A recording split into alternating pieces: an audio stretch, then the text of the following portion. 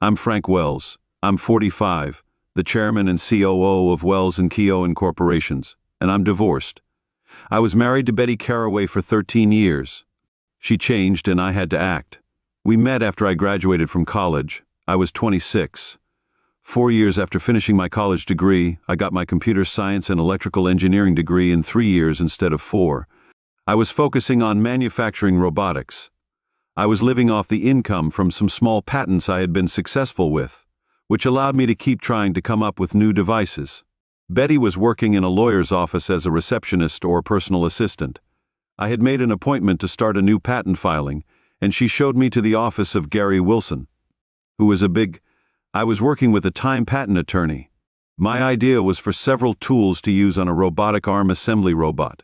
One of them allowed the programmer to set the machine to tighten bolts to a specific torque setting. The setting was programmable through my software. I wanted patents on the tools, all of the processes, and the software. I had already had some successful patents, so I was familiar with the process. I was prepared. I had never worked with Gary, but my former attorney retired, and he recommended Gary when Gary shook my hand. It was a confident handshake, without being overbearing. He'd done his homework and was asking great questions and showing an insight that gave me a lot of confidence. I showed him my dated written descriptions and technical drawings. I explained that I wanted to blanket patent these devices. When I explained the multiple patent filings as a process to protect everything about the tool, he actually smiled. The young lady came in and offered me a coffee, tea, or water. I declined, but I thanked her for the offer and watched her leave. I heard a soft chuckle. Betty is my sister's daughter, and I couldn't do without her around here. I couldn't find the floor without her telling me where it was. Then he got back to my requests. I'll put some of my staff on the patent search that normally takes 6 to 8 weeks. If it comes back clear, we'll file it.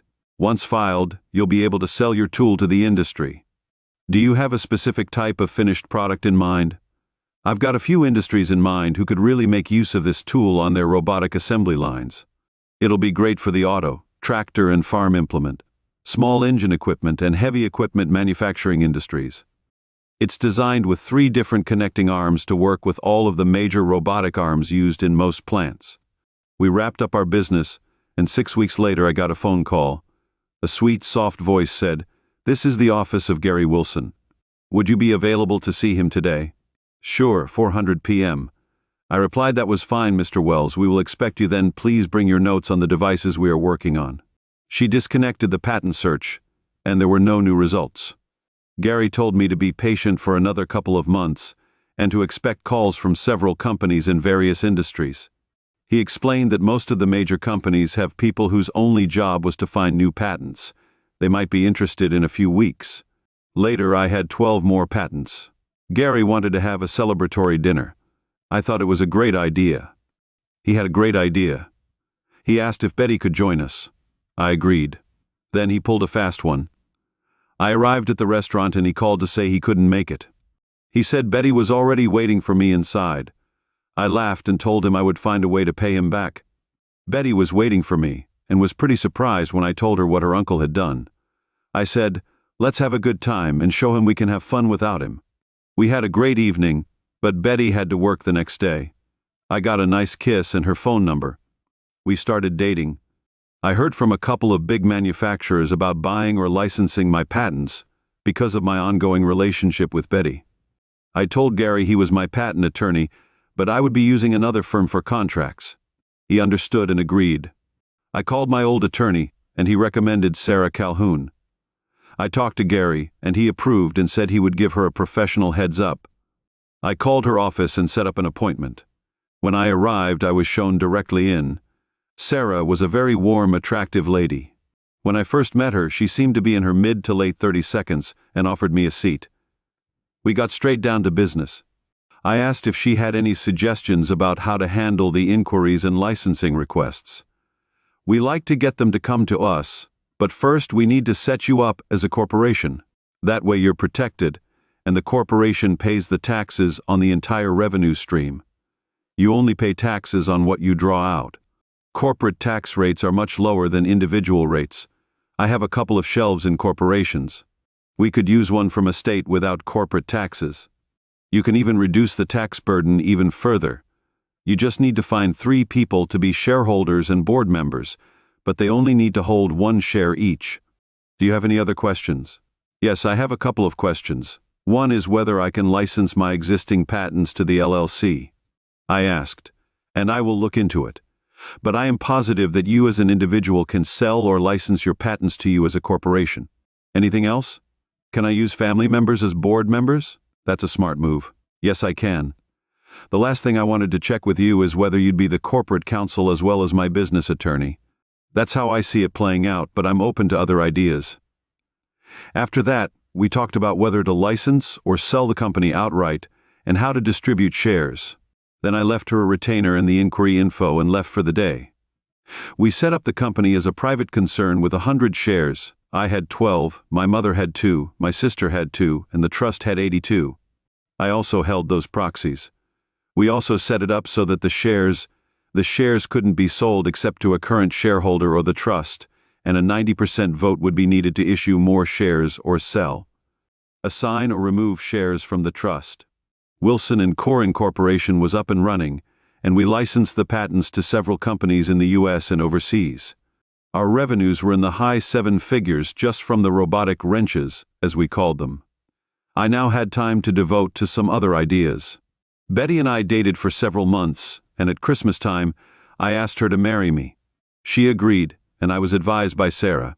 Betty and I got married, and to make sure everything was fair, she drew up a prenuptial agreement. It protected the corporation, the trust, and my personal assets, and it also protected Betty. I asked Gary to look it over to make sure I was being fair to Betty. He read it and approved of it. He never asked how well off I was. I wasn't rolling in it, and Betty wasn't either. I never flaunted it, and she never asked. She signed, and we had an early autumn wedding as a wedding present. I gave Betty 2 of my shares of the company, and we honeymooned in Bermuda for 2 wonderful weeks. Betty continued to work for her uncle, and she took 2 12-month leaves of absence for the birth of Gary and Betty's 2 children. Gary and I took a 2-month leave of absence for the birth of our 2 children, Gary and Betty. We did all the usual family things like vacations, houses, school functions, and so on. Gary was an athlete Betty was into ball and soccer. Gary was all boy, except for when he was following Betty around. When Gary turned 8, he decided the girls had cooties and pushed all of the girls away, except Betty. I heard him tell one of his friends, "Betty isn't a girl, she is my sister." About 12 years after we were married, Gary, the uncle, decided to slow down. He took on a partner, a man named Randolph Simmons. I didn't like him right away and told Gary that he was not to work with him. I had access to my business or patent information that caused a major row and forced me to move my patent business to another firm. By that time, I had enough patents to interest several firms. I went with one that Sarah recommended. They only did my patent filings and research. The need to move my business from her uncle's firm caused a serious argument with Betty. I moved out for a couple of weeks, and the argument stopped. I did concede. I told her I wouldn't ask her to leave the firm, but I wouldn't do business with her or the new partner. After Betty apologized, I moved back in. She started to treat me coldly and started to criticize everything. She was careful not to mention the company or my leaving the law firm for another. I put up with her complaining until I found out that Randy, as Betty called him, had tried to buy her shares in my company. Betty asked me if she could sell them. I said sure, but only to the corporation. When I asked where the idea to sell came from, she said Randy offered her a lot of money for them. I got pretty mad. I told Betty that as an officer of the company, she had no right to let out any information on the company. I went out and called all of the board members and called a board meeting. We met and voted to purchase the 2 shares that Betty owned and put them in the trust. She was paid the $10,000 a share that Randolph offered her. She was voted off the board after accepting Randolph's offer of $10,000 per share. I never discussed business with her again. The tension didn't ease and things got so bad that I removed the king. We got rid of the king-size bed from our bedroom and put 2 singles in. Betty didn't even protest, but she knew I was pretty annoyed after about 6 months of this. Then she said she wanted to go out with the girls from the building for a girls' night out. I didn't see anything wrong with the idea, but she had refused many requests from me. I said, for us to go to dinner or to a play or concert, I'll tell you what, You can go, but all of the girls will come here and pick you up. You refuse to go on a date with your husband, and yet you want to go out with a bunch of single and divorced women. I don't think so. I won't stop you. But I won't be here when you get back, and I'm going to file for a legal separation. You've been a real downer since your uncle brought Randolph into his firm. I've had enough. I'm giving you a choice. Become a wife and mother again or go to hell. She looked at me, and I could. She was visibly upset and seemed ready to say something, but then she thought better of it. She abruptly left the room about 20 minutes later, dressed in a way that made her look like she was about to go out on the town. Come back. You look like you're in over your head, and you're acting like it. I'm as serious as a heart attack. If you leave, I'll have divorce papers on your desk at work before the weekend. I have more than enough resources to take the kids.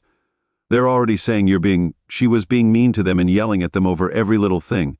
She was so stressed out that she even started to think about getting a divorce. She was at her wit's end. She went to the door, and just before she got there, she turned around and said, "I don't care. Randy will be glad to see me. He will treat me like I deserve." Then she turned and walked out. The next morning I called Sarah and asked for her to recommend a divorce lawyer who took no prisoners. Then I told her about the fight and Betty's response. She gave me the name of a lawyer, and when I called, I told him I wanted her served at her offices. I gave him all the information he asked for, and told him to file under mental cruelty. I also told him to hire a private investigator to check on Randolph Simmons, attorney at law. The filing didn't make the weekend, but the first thing Monday morning the process server served the papers, and Betty collapsed and was rushed to the hospital. It came to light that Randy told her I would never do it, and she believed him. She was also mad that I shut her out of the company. She had a major breakdown and was placed under suicide watch and transferred to the psych ward for a mandatory 14-day stay. The day of the evaluation, I got the private investigator report on Randy. It showed he wasn't a lawyer and hadn't gone to law school. He was also wanted in 2 other states for impersonating a lawyer. I gave the report to Gary. Before he left the office that day, Randy was arrested and thrown in jail. The 14 days were over. Betty called and asked to come back to the house. I said, "Remember what I told you the night you insisted on a girls' night out? You left and threw that fake attorney's name in my face. This is no longer your home if you win it. In our divorce, I'll burn it to the ground and take my chances in jail." From the moment that smooth-talking bastard walked into your life, you stopped being a loving wife and became a selfish shrew. I've had enough, and I warned you, you can't come back. I heard sobbing on the other end. The call ended and there was silence. She didn't fight the divorce, the enforcement of the prenup, or the custody, but wanted unlimited visitation. I didn't fight with her on that. She came and got the kids on a regular basis for about 6 months, and then she started to miss a few scheduled times. Then it was a few more times, and after a year she would send birthday and Christmas cards and never came. Gary's office closed because the publicity over Randolph's arrest lost him too many clients. I offered him a consulting position with the corporation, but he refused without any rancor. He said it just wouldn't feel right. Gary died a couple of months after he turned down the offer. I think he just lost the will to live. I saw Betty a few times for a couple of years after the divorce, but I lost track after the 3rd year. I haven't seen her since, so that's the end of today's story. Did it turn out the way you expected, or did it take a surprising turn? I'd love to hear your thoughts. Please share them in the comments below, and let's get a conversation going. If this story kept you hooked, please hit that like button. If you're new here or haven't subscribed yet, now's a great time to join our community. I bring you fresh, captivating stories every day, so click that subscribe button and turn on notifications so you never miss out. Thanks for watching, and I'll see you in the next one.